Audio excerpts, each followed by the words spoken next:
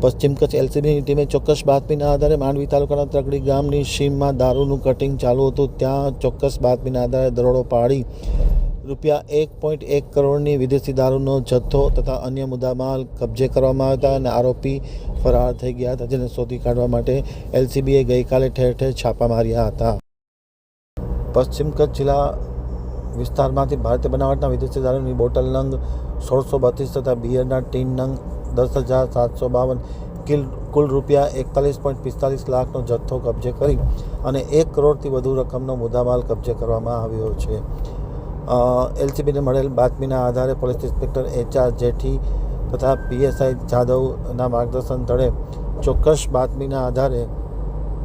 ASI Devjibhai, પ્રતિબંધસિંહ Gohil, Krishnadevsinh Gohil, Surendrasinh Jhala, Mayurdhwajsinh Jadeja, મુરરાજભાઈ Gadhvi, Sureshbhai Vegada, Lilabhai Desai, Ranjitsinh Jadeja, Rajendrasinh Jadeja, Devrajsinh Jadeja, Mahendra Singh Jadeja અને માંડવી તાલુકાના વિસ્તારમાં પેટ્રોલિંગમાં હતા ત્યારે મુરરાજ ગઢવી તથા લીલાભાઈ દેસાઈને ખાનગી રાહે બાતમી મળે કે યુવરાજ શ્રી વજુભા જાડેજા રહે ગામ ત્રકડી તાલુકો માંડવી તથા જીતુભા ઉર્ફે જીત્યો મંગળસિંહ સોઢા રહે ગામ ખાનારા તાલુકો અબડાસા તથા નિલેશસિંહ નવુભા જાડેજા,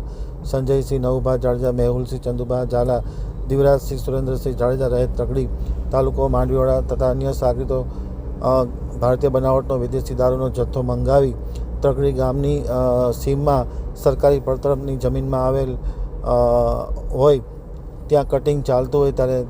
દારૂ અંગે દરોડો પાડી અને જથ્થો કબજે કરવામાં આવ્યો હતો અને ધોરણસરની કાર્યવાહી હાથ ધરવામાં આવી હતી. કુલ મળીને 1 કરોડથી વધુ રકમનો